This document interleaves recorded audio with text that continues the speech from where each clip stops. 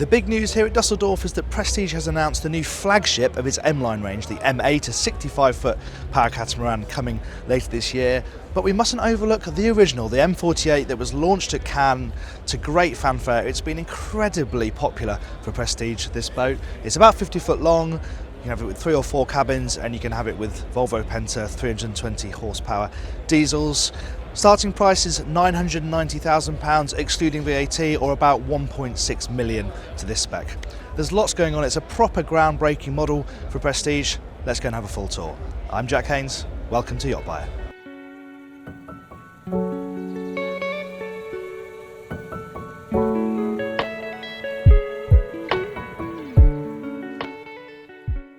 We've waited for a moment for this boat to be empty, and it's just not happening. I think they're going to start turning the lights off before that happens. So we're just going to crack on with people on board and show you as much as we can. So let's start back here, where ordinarily on a catamaran you've got the 2 split bathing platforms, but you've got this hydraulic platform here which not only goes down into the water, but it also raises up to deck level as well. And there's a brake here as well. You can move this middle seat and then you can walk out onto the platform here. You've also seen that you've got a garage here too, so you can't really fit a tender in there, but it's a really useful storage void, and you've got the generator in there, really good access to that. So they've really made a big amount of this area, and the fact that these 2 outer platforms are linked by this hydraulic one in the middle where you can also stow the tender works really well. If we head up onto deck, let's go to the foredeck because I think it's quite quiet out there. Obviously you've got 2 engines, one in each hull, so you've got separate engine access, one down here, one down there. We'll have a look at that later on, but one of the benefits of course of the catamaran is that you have 2 big separate engine options. Let's keep moving forward, and this is a real luxury of a catamaran. You usually get really nice wide side decks, and what I like about these is even though the railing is quite low, you've got super high tow rails, so you feel very safe moving forward here. And then as you get further forward, the handrail comes up a little bit more, so in the more exposed areas forward here on the foredeck, you've got a nice railing here to help support yourself. And they've clearly worked quite hard on this area of the boat. There's a lot of space to try and fill, I suppose, and they've done it very cleverly. So you have the big swathe of sunbathing space that you need to have on every boat these days, but they've also got this aft-facing sofa.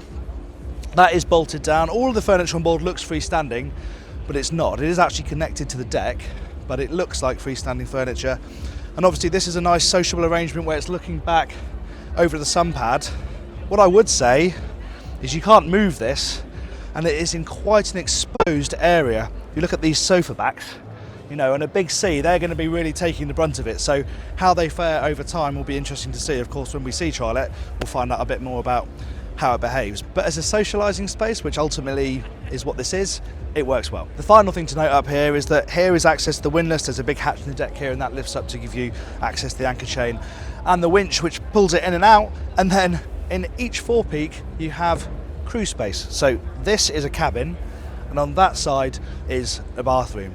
Personally, I think this would be much better served as just pure storage space, because I can't think why anybody would want to actually sleep down there, and the fact that you have to get out and go to the other side of the boat to go to the toilet is a little bit of a stretch. But of course, it isn't probably going to be a crew-run boat, and you can use it as storage anyway. Let's head back to the cockpit. Prestige had a lot of space to play with in this cockpit, but they've used it very wisely. You've of course got your run of seating back here with that split central section, so you can walk all the way out onto the platform when it's up. The table flips over to join these to make one big table. But I like the fact that they've got seating on this side as well. Obviously adds the social element, but that's going to be a really nice place to sit when the boat's moving along. Really well protected with a lovely view out the back of the boat. I really like this style of seating, and they've used it very effectively here. And it's a very nice feeling space. You have that sort of freestanding furniture look that is actually bolted down to the deck, but it does look freestanding, very comfortable. And I like the fact you've got nice high backrests all the way around, so everybody should be comfortable no matter where they're sitting on that bench. Up to the Flybridge then. And this is a really good space. Again, the beam becomes a factor here. It has got lots of room to breathe. The hard top is an option, but I imagine most people will go for it. Just adds the amount of flexibility up here. It hasn't got a sunroof, but it does give you a nice amount of fixed shade. And the fact you've got some lighting inset into it as well means you can come up here at night and you get some nice soft down lighting. Freestanding looking furniture back here, like on the rest of the boat, but again, it works really nicely. And these rests aren't actually pinned down, they're just weighted, so you can move those around to put them in whichever position is most comfortable for what you're doing. Quite a compact little wet bar here, but it's right next to the table, so that works really well. You've got your grill, you've got your sink, fridge, all of that sort of stuff in a really good position right next to the table. There isn't a huge amount of headroom under this hard top. Obviously I'm 6 foot and you can see how much space is over my head, but of course they don't want it to all look too tall, so they have to try and keep the profile as sleek as possible. Moving forward, it's quite a simple arrangement here. You've got this twin bench here so that a couple of people can sit and join those in the helm seat when the boat's on the move, and then of course you have your upper helm station, which has got a fixed bench, got everything you need up here to control the boat, of course. Twin Garmin MFDs, your Volvo Penta screen here for a bit of engine information, and of course you've also got your throttles up here, and as an option you can have the joystick. You've got bow thruster as well, but the joystick as an option that uses everything, so it uses both the shafts and the bow thruster to give you IPS style manoeuvring with a shaft drive boat. And a lot of people are intimidated by handling a catamaran because they're so wide. Well, that should take all of the pain out of that, so that's a good option to have. Right, let's head down to the saloon. Into the saloon then, where again you really feel the benefit of being a catamaran owner. It is lovely and wide and spacious in here. There's space for a really good sized galley set aft, so it connects really nicely to the cockpit here. It's got a top hinge window, so this comes down, the door slides across, but when you want to open it all up, it does so really nicely because that window goes up to the ceiling there. I like the returns you've got on the galley. It means it's nice and secure when the boat's out at sea, so you can hold yourself steady. It's all fiddled as well, so things can't slide off and roll off. And I like the look as well. The woodwork and stuff is sort of typical Beneteau Group fare, but I like the finish. The faux marble looks really nice, and I think it looks really good and classy. And you've got, you know, your domestic size fridge freezer, you've got 3-ring induction hob, decent sized oven down here, nice big sink, and when you haven't got all your paraphernalia here for a boat show, quite a lot of open space as well. Good amount of storage dotted around. Yeah, it's a really good space, and it meets really nicely with the dinette as well, so if you are forced to eat inside, it's very easy to serve the people sitting here at this dinette. The views out the port side are great, a little bit restricted here because you've got your eye level lockers of course, but you have got a side door here which is always going to be a nice addition. It always means the flow of the boat is that bit better. It means you can quickly, as the skipper, get out from the lower helm and out onto the side deck to help with the crewing. I'm a big fan of them, and it's nice that they've put it here. I guess the only thing is because it's that far back, you're not really going to be able to use it to ventilate when the boat's going along, you know, at the helm station, but you have got a little hatch above the helm to get a bit of natural ventilation coming through. Now, talking of the lower helm, it is an option actually. It's a no cost option, but you don't have to have it. If you don't have it, you get some storage and another fridge. But even though the design still needs some tweaks, and it is going to have them, this is hull number 1 and they're making a fair few changes. One of those is to just redesign this area because it feels a little bit cramped, the geometry's not quite right. But when they get it right, it will be really nice to have it so you can come down here, drive from the shelter of the saloon if the weather really turns. If you're travelling at night, then it'll be nice to do it from down here. So a good option to have, just needs a little tweak here and there to really get it to where it needs to be. And then we have the accommodation split across 2 hulls of course, so you've got guest cabins both sides, but before we see them, let's go and have a look at the main event, which is the owner's cabin forward.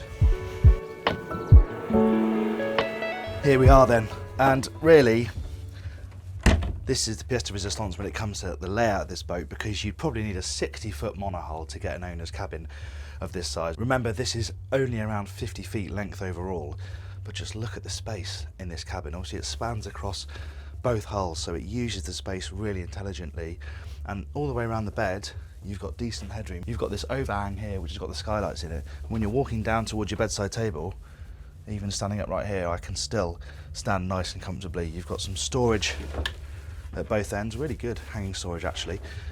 Television's mounted up there as well, and there's enough space for a settee on this side. You've got a desk over there on the starboard side. Really easy to move around the bed, which is set quite low, so you can climb in and out really easily. And again, because you've got the luxury of 2 hulls, they've split the bathrooms, so you've got shower on one side, toilet on the other.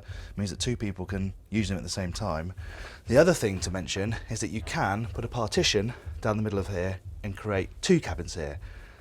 If you're going to charter the boat, then that's probably quite an attractive spec, but that means that these bathrooms are then wet rooms, so each cabin has its own bathroom. But the full luxury owner's experience, this is the layout you want. But let's go and have a look at the guest cabins now.